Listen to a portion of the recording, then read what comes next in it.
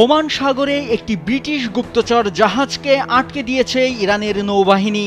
শুধু আটকে দিয়েই ক্ষান্ত হয়নি, দিক পরিবর্তন করতেও বাধ্য করেছে তারা। ইরানের গণমাধ্যম মেহের নিউজ এক প্রতিবেদনে জানিয়েছে, ইসরায়েলি ক্ষেপণাস্ত্রগুলোকে ইরানের ভূখণ্ডে নির্ভুলভাবে প্রবেশে সহায়তা করার উদ্দেশ্যে এই ব্রিটিশ জাহাজটি আগের রাতে উত্তর ভারত মহাসাগর দিয়ে প্রবেশ করে।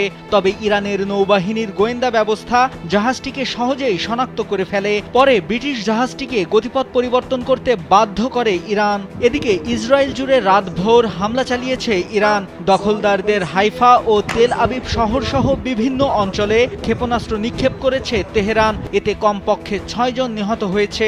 আর এটা ওইটা না, কাপড় ধোয়ার একটাই সলিউশন, চাকা অল ইন ওয়ান। রোববার আল জাজিরার প্রতিবেদনে বলা হয়, গত রাতেই ইসরায়েলে ক্ষেপণাস্ত্রের বৃষ্টি বইয়ে দেয় ইরান। তেহরানের শাহরান তেল স্থাপনা সহ ইরান জুড়ে বেসামরিক ও জ্বালানি অবকাঠামোতে ইসরায়েলি বাহিনীর বোমা হামলা চালানোর পর ওই হামলা চালানো হয়। স্থানীয় সময় রাত 11:30টায় ইসরায়েলে নতুন করে হামলা শুরু করে ইরান। এ হামলায় ড্রোনের পাশাপাশি ক্ষেপণাস্ত্র ছুড়েছে তারা।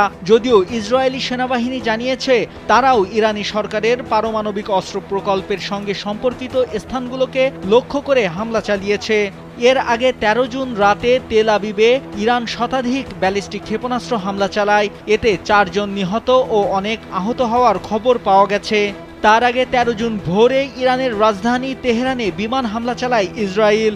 ইরানের পারমাণবিক স্থাপনা, ক্ষেপণাস্ত্র তৈরির কারখানা লক্ষ্য করে হামলা চালায় তেল আবিব। হামলায় ইরানের সামরিক বাহিনীর শীর্ষ একাধিক কমান্ডার সহ 80 জন নিহত হয়েছে, যাদের মধ্যে 20 জন শিশু।